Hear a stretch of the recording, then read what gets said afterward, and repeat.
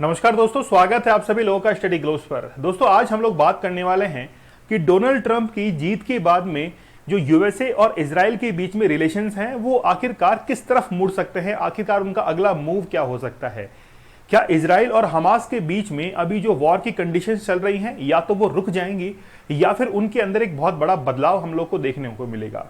Russia और Ukraine के बीच में जो कॉन्फ्लिक्ट चल रहा है उसमें यूएसए की क्या भूमिका रहने वाली है और क्या वाकई में इंडिया को एज ए मीडिएटर देखा जा रहा है और इस बात का क्या यूएसए भी समर्थन करेगा।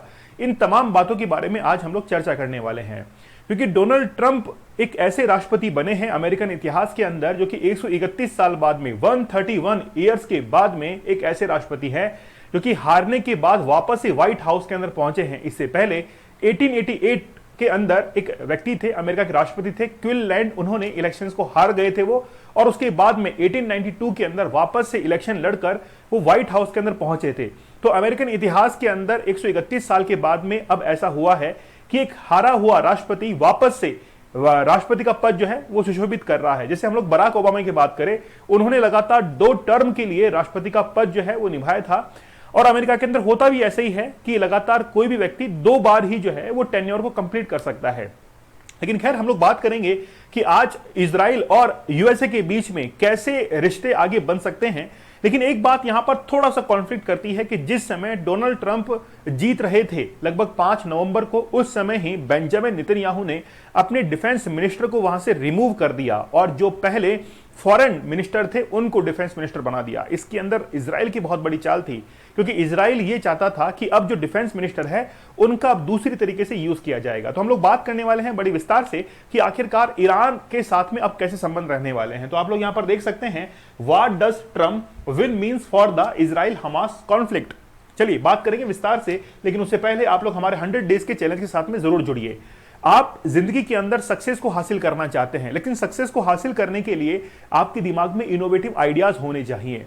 मैंने हमेशा RRR की बात की है। RRR मींस कि आपके मेमोरी के अंदर अगर कोई इंफॉर्मेशन रजिस्टर होती है, मतलब फर्स्ट R रजिस्टर होनी चाहिए, रिकॉग्नाइज होनी चाहिए, और उसके बाद में आपकी मेमोरी के अंदर वो रिकॉल भी होनी चाहिए। लेकिन इसके लिए सबसे ज्यादा जरूरी है कि कंसंट्रेशन होना।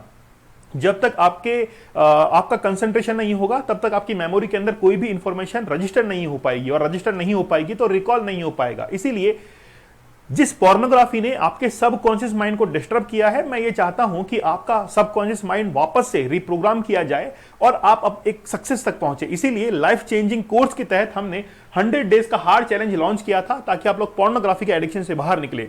कई लोग ये कहते हैं कि सर हम लोग तो एडिक्शन में नहीं है, तो आप उसको 5-6 दिन या सप्ताह भर छोड़ के देख लीजिए, आपको वापस से अर्ज आने लग जाएगी हमको पोर्नोग्राफी देखनी है, और वही फिर आपके सबकॉन्शियस माइंड में घूमती रहती है। अगर आप वाकई में भाग निकलना चाहते हैं तो चैलेंज कूपन कोड यूज कीजिएगा, इसकी मदद से आप लोगों को डिस्काउंट प्राइस के अंदर ये अवेलेबल होगा। चलिए बात करते हैं। सबसे पहले हिस्ट्री के अंदर एक ग्रेटेस्ट कमबैक हुआ है। ऐसा क्यों? ट्रंप के ऊपर जितने भी केसेस चल रहे थे, चाहे वो पोर्नोग्राफी का केस हो, पॉर्न स्टार का एक केस चल रहा था, या फिर इनके ऊपर कई इल्जाम लगाए गए थे कि इन्होंने सुलेमानी को ईरान के अंदर मरवाया था, ऐसे बहुत सारे इल्जाम जो है इनके ऊपर चल रहे थे। लेकिन फिर भी इनको साइडलाइन करते हुए डोनाल्ड ट्रंप ने 131 साल के बाद में अमेरिका के अंदर दूसरे राष्ट्रपति के तौर पर अब जो है वो अपनी जगह बना ली है। अब ये देखना होगा कि ये जो 47th प्रेसिडेंट बने हैं डोनाल्ड ट्रंप, वो अब जो है वो कैसे काम करने वाले हैं। ठीक है, तो बेंजामिन नेतन्याहू के लिए क्या वाकई में अब जो है वो मुश्किलें अब बढ़ने वाली हैं? तो बेंजामिन नेतन्याहू जो है वो थोड़ा सा सतर्क हो चुके हैं। जिस तरीके से इन्होंने रिसेंटली ट्वीट कर कांग्रेचुलेट किया था डोनाल्ड ट्रंप को, तो बेंजामिन नेतन्याहू ने डोनाल्ड ट्रंप को कांग्रेचुलेट किया था, और बहुत अच्छी तरीके से कांग्रेचुलेट किया था कि अब मेरा जो हिस्से का काम है वो अब कुछ ना कुछ जो है वो डोनाल्ड ट्रंप कर सकेंगे। लेकिन बेंजामिन नेतन्याहू की नीतियों से कभी भी यूरोपियन जो कंट्रीज है वो खुश नहीं है। रिसेंटली की घटना मैं आप लोग को बताता हूं। रिसेंटली क्या हुआ है कि जैसे ही इजराइल ने हिजबुल्लाह को मारने के लिए अभी पूरा ऑपरेशन कंडक्ट करवाया था, ईरान के ऊपर हमला किया था, और साथ ही के अंदर जो गाजा वाला एरिया है वहां पर ह्यूमैनिटी को बहुत ज्यादा डिस्टर्ब किया था। गाजा के अंदर 43,000 लोग जो है वो मारे गए हैं, उसके अंदर बहुत सारी महिलाएं हैं, बच्चे हैं। फिलिस्तीन के अंदर बहुत सारे लोग जो है वो मारे गए हैं। तो यूरोपियन कंट्रीज का ये कहना है कि सीधे सीधे बेंजामिन नेतन्याहू ने ये ठीक नहीं किया है, हम लोग इस व्यक्ति का जो है वो पक्ष नहीं रख सकते। इस बात का विरोध डोनाल्ड ट्रंप ने भी किया था, लेकिन फिर भी ये कह दिया था कि कैसी भी कंडीशन हो मैं जो है वो बेंजामिन नेतन्याहू के साथ में खड़ा रहूंगा, लेकिन बस शर्त यह है कि कैसे भी करके ये जो इजराइल और हमास का वॉर है इसको रोकना ही पड़ेगा। यहां पर आप लोग देख सकते हैं कि Israeli PM Netanyahu out defence minister, recently क्या हुआ था कि इजराइल के अंदर डिफेंस मिनिस्टर थे, जिस समय डोनाल्ड ट्रंप जीत रहे थे उसी समय डिफेंस मिनिस्टर को यहां से रिमूव किया गया था, और रिमूव करने के बाद पहले जो यहां के विदेश मंत्री थे, फॉरेन मिनिस्टर थे, उनको डिफेंस मिनिस्टर बना दिया गया था, क्योंकि ये जो डिफेंस मिनिस्टर यहां पर काम कर रहे थे एक्चुअली में इनकी जो पॉलिसीज थी वो डोनाल्ड ट्रंप के अकॉर्डिंग नहीं थी, इसलिए एक ऐसा व्यक्ति चाहिए था जो कि अब डोनाल्ड ट्रंप के अकॉर्डिंग काम कर सके, और ये कदम जो है वो उठाया। यहां पर आप लोग देखिए कि एक हेडिंग लिखी हुई है, United nation relief and work agency for Palestine refugees in the near east. जो पैलेस्टाइन के अंदर रिफ्यूजीज हैं या महिलाएं हैं, बच्चे हैं, उनके राइट्स को प्रोटेक्ट करने के लिए यूएन की एक संस्था वहां पर काम कर रही है, लेकिन इजराइल ने इसको बैन कर दिया कि इजराइल जो है इसने बैन किया कि गाजा के अंदर ये जो संस्था है, ये जो एजेंसी है यूएन की, वो काम नहीं करेगी, वहां पर हम लोग जो है वो कंट्रोल किए हुए हैं। इस बात से बहुत सारे यूरोपियन कंट्री जो है वो नाराज हुए, और नाराज होने के बाद उन्होंने पॉलिसीज को मानने से इनकार कर दिया कि हम लोग जो है वो अब इजराइल का साथ नहीं देने वाले हैं। अगर इजराइल यूं ही ह्यूमैनिटेरियन जो एक्टिविटीज जो है वो अगर करता रहा, इनको डिस्टर्ब करता रहा, तो हम लोग जो है वो इजराइल का साथ नहीं देने वाले हैं। तो इसको करने के बाद में बहुत ज्यादा कंट्रोवर्सी जो है वो बेंजामिन नेतन्याहू को झेलनी पड़ी थी।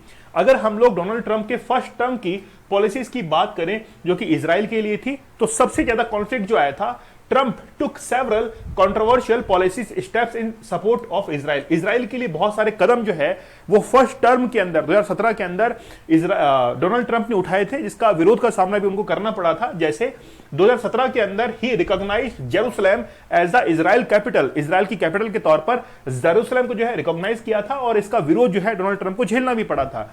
इसके बाद में ही also recognized Israel sovereignty over the occupied of Golan Heights. आप लोग को पता है कि सीरिया से गोलन हाइट्स को इजराइल ने ले लिया था, लगभग ये बात है 1967 की, लेकिन फिर भी डोनाल्ड ट्रंप ने ये कहा था कि इसके ऊपर इजराइल का ही जो है अधिकार है, और इसके बाद में जैसे ही अधिकार यूएसए ने रिकॉग्नाइज कर दिया, उसके बाद में भी बहुत सारा जो विरोध है वो डोनाल्ड ट्रंप को झेलना पड़ा था। लेकिन सीधे तौर पर हम लोग ये देख सकते हैं कि फर्स्ट टर्म के अंदर कहीं ना कहीं रुख जो है वो इजराइल की तरफ ही था, चाहे फिर उनको कंट्रोवर्सी या फिर कोई भी कॉन्फ्लिक्ट जो है वो भी झेलना पड़े। अगर हम लोग सेकंड टर्म की बात करें तो सेकंड टर्म के अंदर अब ऐसा लग रहा है कि कहीं ना कहीं सम एनालिस्ट बिलीव ट्रंप में push for normalizing relation between the Israel and Saudi Arab in second term. अब ये कोशिश करेंगे कि इजराइल और सऊदी अरब के बीच में जो कंडीशंस हैं, जो अभी हम लोग कह सकते हैं कि कोल्ड वॉर के तौर पर चल रहा है, बहुत कम चल रहा है, लेकिन उसको भी वो नॉर्मलाइज करने के लिए लग रहे हैं। आपने अब्राहम अकॉर्ड के बारे में पढ़ा होगा,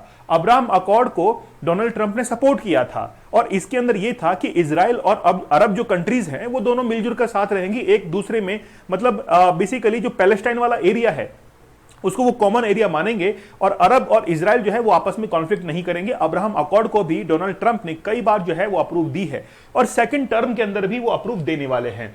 आफ्टर द हमास, देखिए बेसिकली क्या हुआ था कि हमास ने 7 अक्टूबर 2023 को जो नोवा फेस्टिवल था इजराइल के अंदर, वहां पर अटैक किया था, और उसके बाद में बहुत सारे लोगों को किडनैप भी कर लिया था।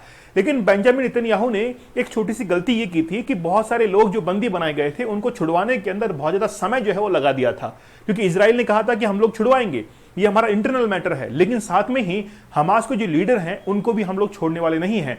जैसे याह सिनवार जो है, याह सिनवार उसको लगभग 16 अक्टूबर को जो है वो मार गिराया था। उसके बाद में बेंजामिन नेतन्याहू से ये एक्सपेक्ट किया जा रहा था कि वो रुक जाएगा, लेकिन फिर भी बेंजामिन नेतन्याहू रुका नहीं, और वो आगे के आगे जो है वो अटैक करते चले गए। ठीक है, तो 7 अक्टूबर के बाद से अब जो हो रहा है उसको लेकर ट्रंप ये कह रहे हैं कि ट्रंप ने क्रिटिसाइज किया था Netanyahu for being अनप्रिपेयर्ड, claiming it would not have happened if he was still president. मतलब बेसिकली क्या है कि अगर वो इस प्रेसिडेंट की पद पर होते तो ये घटनाएं जो है वो नहीं होती, ऐसा कहना था ट्रंप का। मतलब अगर वो अमेरिका के राष्ट्रपति होते तो ये जो घटनाएं हम लोग कॉन्फ्लिक्ट वगैरह देख रहे हैं ये होते ही नहीं, डोनाल्ड ट्रंप अगर राष्ट्रपति होते। अच्छा, जिस समय डोनाल्ड ट्रंप राष्ट्रपति बने थे उस समय ईरान की जो करेंसी थी वो बिल्कुल डाउनफॉल पर आ गई थी। ये जो घटना है इससे हम लोग ये सीख सकते हैं कि कहीं ना कहीं ईरान के अंदर जो इंस्टीट्यूशनल इन्वेस्टमेंट आया हुआ था वो वहां से रिमूव हुआ और इसका इफेक्ट जो है उनकी करेंसी के ऊपर पड़ा। ईरान की जो इकोनॉमी है वो डाउनफॉल पर जा रही है। इसका मीन्स ये है कि कहीं ना कहीं ये डर है कि ट्रंप जो पॉलिसीज को यूज करने वाले हैं वो ईरान के विरोध के अंदर होने वाली है और वो इजराइल के पक्ष में होने वाली है। इसका जीता जाता सबूत जो है वो आप लोग के सामने है। कासिम सुलेमानी की बात करें तो कासिम सुलेमानी को आप लोग को पता है कि ड्रोन अटैक के अंदर मार दिया गया था जिस समय डोनाल्ड ट्रंप जो थे वो प्रेसिडेंट थे। इस बात का भी विरोध जो है वो बहुत सारे कंट्रीज ने किया था कि यार ऐसा नहीं करना चाहिए था, लेकिन डोनाल्ड ट्रंप ने कहा कि जो हमको नुकसान पहुंचाएगा या इजराइल को जो नुकसान पहुंचाएगा वो बेसिकली अब मारा जाएगा। तो कासिम सुलेमानी को मारने का भी जो स्टेप है वो डोनाल्ड ट्रंप के द्वारा लिया गया था। इस बात से यह सिद्ध होता है कि कहीं ना कहीं ईरान जो है थोड़ा डर के रहेगा और अब जो है वो इजराइल का साथ देने वाला है। लेकिन एक्सपर्ट्स का क्या कहना है? एक्सपर्ट्स का यह कहना है कि ये जो ट्रंप है उनकी पॉलिसीज बाइडेन एडमिनिस्ट्रेशन के बिल्कुल अगेंस्ट होने वाली है। जैसे हम लोग बात करें कि जो बाइडेन ने क्या किया, जो बाइडेन ने बहुत लंबा समय लिया इजराइल को सपोर्ट करने के अंदर, पहली बात, और उन्होंने कोई टफ डिसीजन नहीं लिया कि ये वॉर खत्म करो। जैसे एंटोनी ब्लिंकन थे, उन्होंने 11 बार विजिट किया था गाजा के अंदर, लेकिन फिर भी ये जो कॉन्फ्लिक्ट था वो खत्म ही नहीं हुआ। तो ट्रंप का ये कहना है कि अगर अब मैं जब 20 जनवरी को शपथ ले ही लूंगा उसके बाद में मैं पूरी कोशिश करूंगा कि इजराइल और हमास के बीच में जो कॉन्फ्लिक्ट है, ये युद्ध हो रहा है, इसको मैं रोक दूं और आगे नहीं बढ़ने दूंगा। ये मेरा आप लोगों से वादा है, ऐसा ट्रंप का कहना। तो एक्सपर्ट्स का कहना यह है कि चाहे कुछ भी हुआ हो, लेकिन ट्रंप जो है वो जितने भी अब युद्ध हो चल रहे हैं अभी, जैसे यूक्रेन और रशिया का युद्ध चल रहा है, इधर Israel Hamas, Israel Hezbollah, Israel Houthis, है ना, इजराइल ईरान, ये जितना भी चल रहा है इसको वो खत्म कर देंगे, ऐसा एक्सपर्ट भी कह रहे हैं और ट्रंप का भी कहना यही है कि वो अब खत्म जो है वो कर देंगे। तो अब देखना ये होगा कि आगे जाकर क्या पॉलिसीज के अंदर चेंज आता है और वो तो वक्त ही बताएगा कि ट्रंप जो है वो अब क्या करने वाले हैं। दोस्तों, हमारा लाइफ चेंजिंग कोर्स है और ऐसा एक कोर्स लाइफ के अंदर बहुत कम देखने को मिलते हैं। तो मेरा ये आप लोगों से कहना है कि एक बार आप इसके साथ में जुड़िए, आपकी लाइफ चेंज होने लगेगी, आपकी लाइफ के अंदर कंसंट्रेशन और फोकस आने लगेगा। तो आप एक बार इसको जरूर आजमाइएगा और हमारी जो टेक्निक्स हैं पोर्नोग्राफी से बाहर निकलने की, उसको भी आप लोग इंप्लीमेंट जरूर कीजिएगा। चैलेंज कूपन कोड यूज करके आप लोग इसके साथ में जुड़ सकते हैं। आप लोग चाहें तो 175 डेज का भी हार्ड चैलेंज ले सकते हैं। बोलो नहीं सर, हम तो 100 दिन नहीं 175 दिन कंप्लीट करके दिखाएंगे। आप लोग चाहें तो हमारे जीके जीएस के वनडे एग्जाम्स के बैच के साथ में जुड़ सकते हैं। 10,000 एमसीक्यू की हम लोग प्रैक्टिस कर रहे हैं। कल से हमारा मॉडर्न हिस्ट्री जो है इसके अंदर शुरू हो रहा है। तो डेली हम लोग एमसीक्यू को हर डायमेंशन के अंदर सॉल्व कर रहे हैं और मॉडर्न हिस्ट्री तो माशाअल्लाह गजब है। चलिए मिलते हैं आप लोगों से अगले सेशन में, तब तक के लिए धन्यवाद। Thank you. जय हिंद।